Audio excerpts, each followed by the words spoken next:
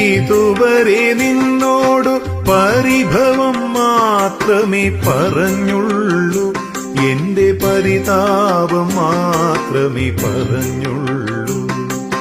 ഗുരുവായൂരപ്പ, ഇതുവരെ നിന്നോടു പരിഭവം മാത്രമേ പറഞ്ഞുള്ളൂ, എന്റെ പരിതാപം മാത്രമേ പറഞ്ഞുള്ളൂ. അവിടുത്തെ കാരുണ്യം ഓർക്കുമ്പോൾ ഇതരുതായിരുന്നെന്നോ തോന്നുന്നു. അപരാധം കണ്ണ പൊറുത്താലും എന്റെ